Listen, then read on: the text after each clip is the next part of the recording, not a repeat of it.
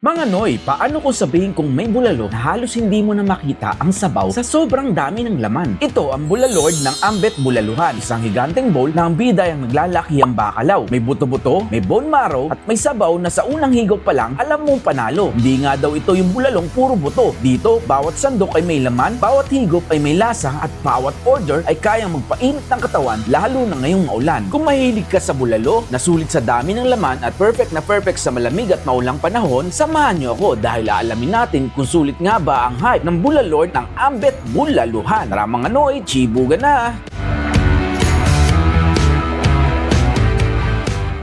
Ko si Achilles Arnado, kuya ko si may-ari ng Ambet Bulaluhan.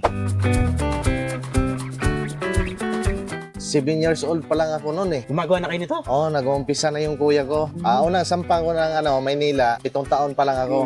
Pero kuya ko, nagtitinda na.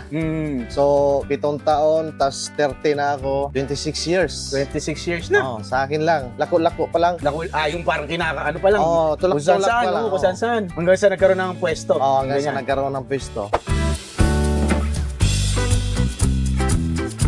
Yan, at ito naalala ko, una ko napunta ng Ambet yung sa may Divisoria pa eh. Oo, sa may Asuncion. Asuncion. Dapat na mini-stop. Ngayon, naging 7-Eleven. Yeah. Harap na siya ng 7-Eleven. Ano na ba ang mga tinda nyo ngayon dito?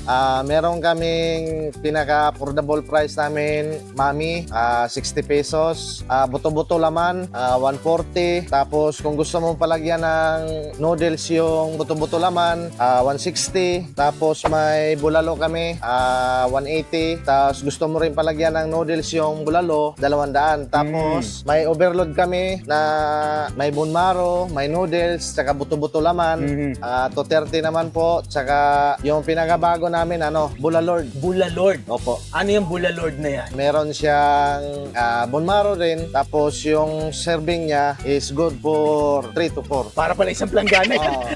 Bulalord. Natuwa ako sa sinabi mo yan. Actually, nung una ko pinuntahan tong Ambet wala pa yung Bulalord na yan eh. Wala pa. Ngayon lang yan Oo. Bulalord Ngayon yan. lang.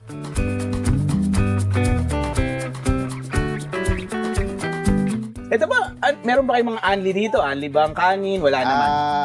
Sa lahat po ng order dyan, bukod po yung rice. Bukod ang rice. Opo. Ang halaga ng rice is 15 pesos po. 15 pesos. Ayan. Pero yung sabaw, pwede humingi na humingi. Anli, hanggat gusto mo. Talagang hanggang malunod ka sa sabaw. Anli. Anli yung sabaw.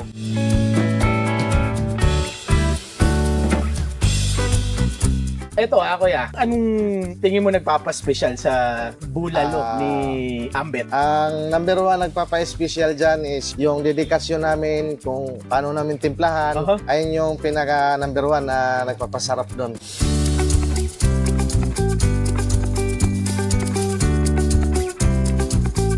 Normally, anong oras kayo nag-uumpisa niyan? Dito po sa Dilpan, wala pong sarahan. Doon naman sa Yuseco branch namin, 24 hours din po 24 yun. hours din. Tapos yung dito po sa may kanto ng Recto Asuncion, malapit sa PS Police Station. Open din siya ng 4 ng hapon hanggang 4 ng madaling araw. Madaling araw.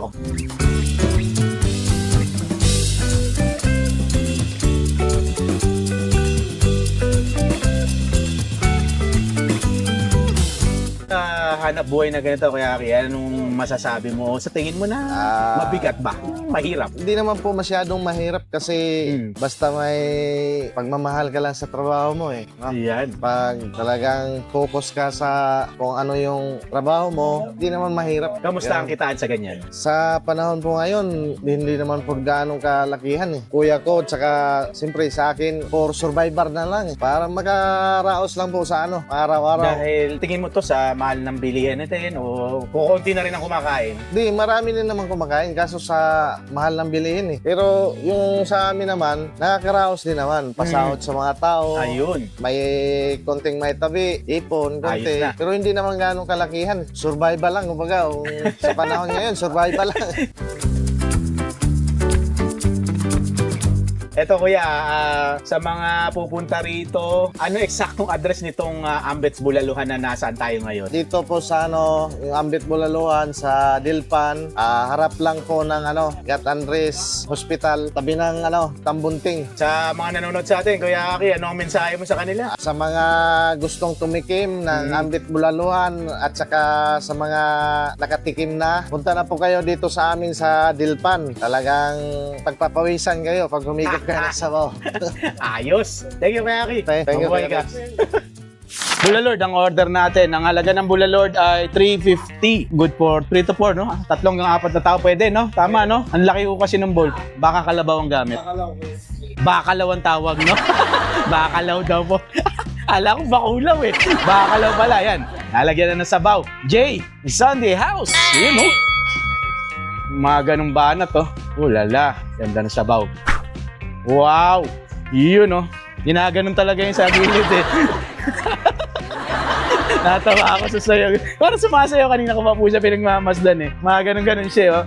Tapos, isa sa nakakatuwa po dito sa mga nagtitinda ng Mami, no? Ito, maisingit lang natin. Parang lahat po ng galaw nila, pumipitik, di ba? Tama ba yun, Jay, no? Pagka naglagay ng noodles, pumipitik po ito nilagyanan, pati po itong mga tasa, tumutunog, eh. Galing, eh. Order natin, Bulalord, halagang 350 pesos. Ito daw po ang pinakabago dito sa Ambets Bulaluhan. Birayin natin itong Bulalord.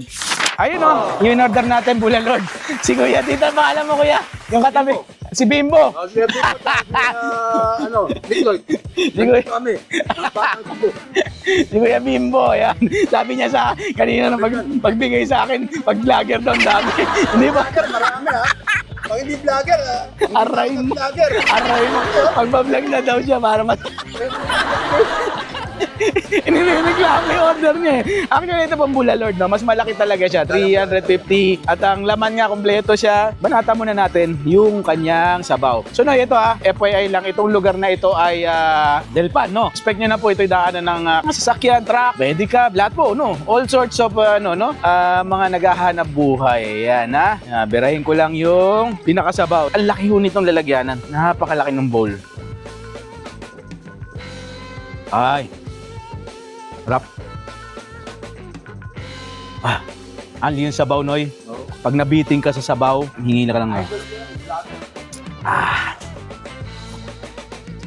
May bone marrow siya na nakalagay dito. Pakalkalin muna natin para makita nyo po. Ito yung bone marrow. Ayan, nandun yung collagen sa loob. Halo na nga daw buto, bakalaw, baka, at kalabaw ng karne. May litid, kagaya nito. Buto-buto, taba. Yan, nag-aangatan yung mga taba. Daming daon ng sibuyas. May Pechay Baguio tong nakalagay na to. So, sundot tayo ng isang karne dito, Noy. Itong may litid. Para matikman natin ang lasa. Or gaano kalambot, no? Yung sabaw, okay panalo yung sabaw. Yung po siguro yung nagdadala dito kay Ambets Bulaluhan. Talagang balik-balikan ng mga parokyano gawa ng yung sabaw po, no? Isa talaga sa the best sa kanya.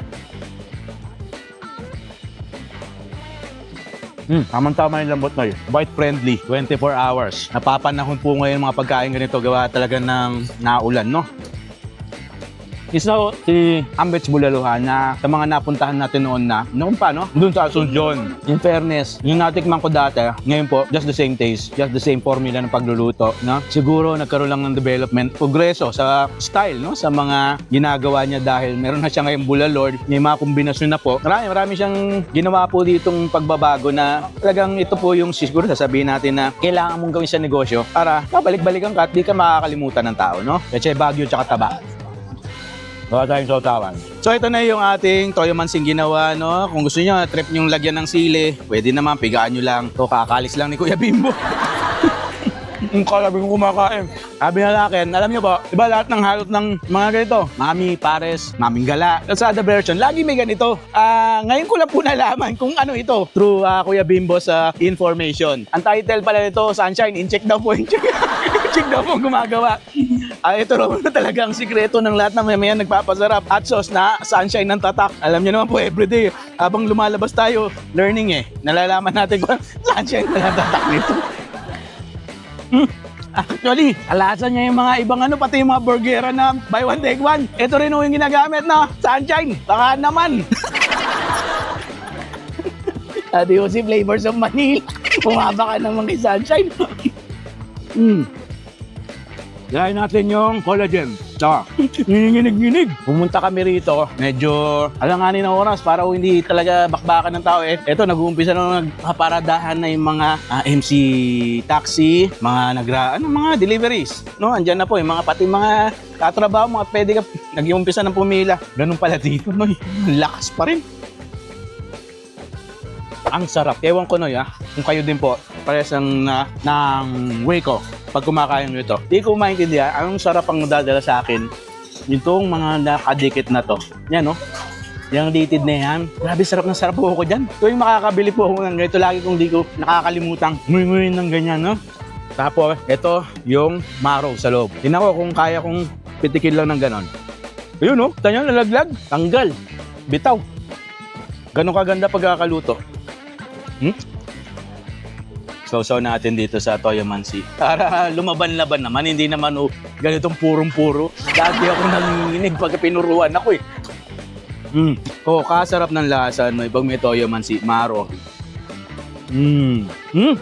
Kung napapakabahan yung vlog natin, sa mga natatakam po sa inyo dyan, nais nyo puntahan ito, nais nyo po supportahan Kuya Ambets Bulaluhan. Ayan, salamat kay Kuya Aki na nagpahintulot sa atin. Mga shoot itong kanilang pwesto rito sa Delpan. 24 hours na. Laging gising. Walang tulugan, no? Pwede nyo pong puntahan ito para matikman din yung kinakain ko ngayong 350 pesos with the price. Masasabi kong sulit na punong-puno naman po talaga ng laman. Yung laman niya, hindi naman natin sasabihin basta-bastang alam nyo na, yung bang pinilit lang, no? Yung lalaki ho talaga ng bigayan, Tinan nyo naman yan, no? Pakita ko lang sa inyo, no? Ganyan kalalaki. And in fact, siguro mga 8 hanggang 6 na pirasong ganito kalalaki ang nakalagay. Tapos may bone marrow na isa, kargado ng gulay, may taba, anli ang sabaw. Yung nga lang daw po, 15 pesos na kanin pandagdag. Talagang kakailanganin mo ng kanin dito unless gusto mo mami. Titirahin nyo, no? Lagyan nyo ng noodles to, laban na yan. Thank you mga Noy! Mabuhay po kayong lahat. Maraming salamat na naman sa pinagsamahan natin. Sa lahat po na nanonood sa atin, God bless us all mga Noy at dadasal lang tayo. Tayo mawawalan pag-asa, no? Lagi po nandiyan nakasabay-bay sa atin yan, no? Nasa taas. Pasyon na pagmamalong natin. Alisin ako po ang lingkod sa Kuya Dex. Pasyon lahat. Sarap po.